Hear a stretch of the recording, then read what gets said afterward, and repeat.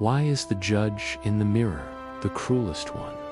We forgive our friends when they make mistakes. We forgive strangers, but when we stumble, we become a tyrant. We carry a sentence of guilt that never ends. We think punishing ourselves is a way to be good.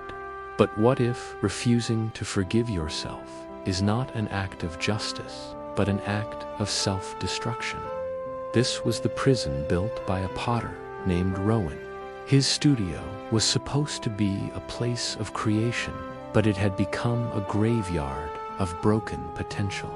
Sunlight streamed through the dusty windows, illuminating piles of glittering shards.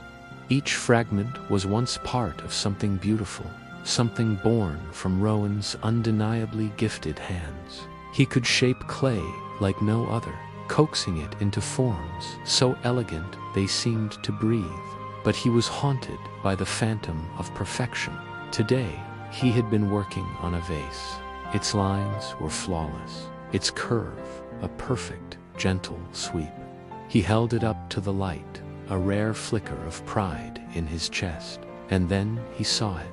A hairline crack, so faint it was almost invisible near the base. A tiny imperfection. To anyone else, it would be nothing.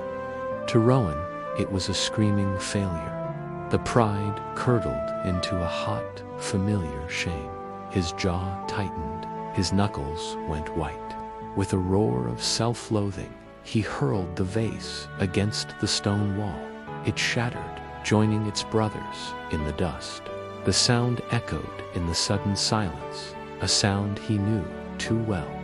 He stared at his hands, not as tools of a craftsman, but as weapons of a fool. He hated them. He hated himself. The memory of a mistake from years ago, a careless word, a broken promise, flared up in his mind, as fresh and painful as the day it happened. He carried it with him always, a hot coal in his pocket. He believed he was fundamentally broken, unworthy of his own craft, because he was not perfect. His cycle of creation and destruction continued until the inevitable happened. Rowan ran out of clay. The shelves were bare. His relentless self-punishment had exhausted his resources. Defeated, he left his studio and walked to the market. He needed to buy more materials to feed his futile war against himself. As he navigated the crowded stalls, a quiet shop he'd never noticed before caught his eye. It was unassuming, tucked between a boisterous fruit seller and a weaver. The sign above the door read simply, "Lin's Pottery."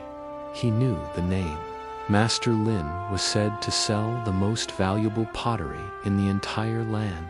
Driven by a morbid curiosity, he stepped inside, expecting to be blinded by an array of flawless, gleaming porcelain. He imagined pieces so perfect they looked as if they were spun from light itself. Instead, the sight that greeted him stopped him in his tracks. The small shop was filled with pottery, yes, but none of it was perfect. The opposite, in fact. He saw bowls with visible veins of gold snaking across their surfaces. He saw cups and plates held together by shimmering golden seams. Every single piece proudly displayed its history of being broken. Rowan stared, his mind struggling to comprehend what he was seeing. An elderly woman with kind eyes and hands, dusted with a golden powder, emerged from the back. It was Master Lin.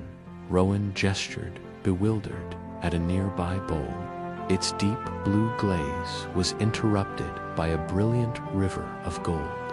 "Master Lin," he began, his voice rough with confusion. "These bowls, they were broken. Why do you display them? They are trash." Lin smiled, a gentle, knowing expression that seemed to reach deep into his soul. She picked up the very bowl he was looking at, cradling it in her hands as if it were a priceless jewel. "Trash," she said softly, her voice like the chiming of a small bell. "No, they are more beautiful now than they ever were before. Rowan's frustration grew. This defied everything he believed, everything that drove him to destroy his own work. But they are flawed, he argued, his voice rising. They failed. The clay broke. It did not hold its form. It is a failure. Lynn did not argue back. Instead, she invited him closer, tracing one of the golden lines with her finger. The clay was fragile, she explained patiently. It broke, that is its nature. Everything of this earth has a point where it will break. But look, her finger stopped where several golden lines met like a delta. I did not hide the break. I did not pretend it never happened. I honored it. I filled the wound with gold. She set the bowl down and looked directly at Rowan, her gaze both gentle and piercingly clear. You treat your past mistakes like crimes, Rowan. You try to hide them, or you destroy yourself forever making them. You demand the clay to be something it is not, to be unbreakable. But you are human. You are like this clay. You will break. That is our nature. She gestured around the shop at all the beautiful, broken things. To forgive yourself is not to deny the crack. It is not to say the break never happened. It is to fill the crack with gold, with wisdom, with kindness, with the lesson you learned from the fall.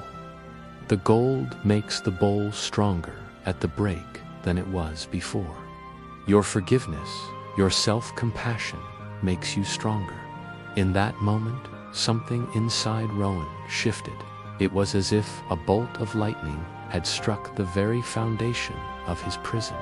He looked at the golden veins on the bowl, and for the first time, he did not see failure. He saw a story.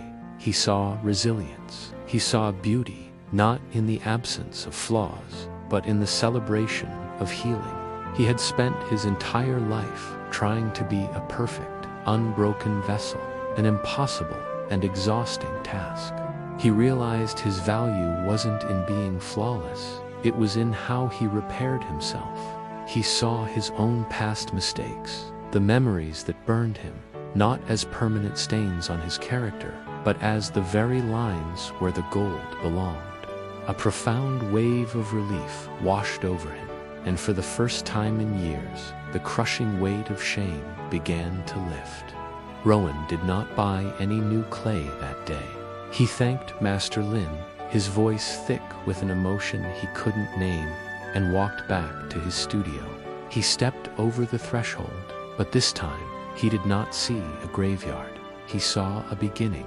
He knelt on the floor and began to gently pick up the pieces of the beautiful vase he had smashed. His movements were no longer frantic or angry, but slow, deliberate, and full of care.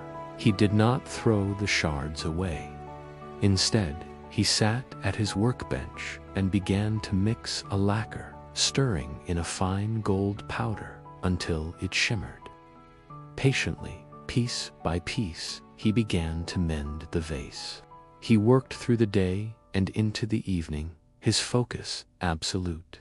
It was not the frantic obsession of before, but a quiet, meditative peace.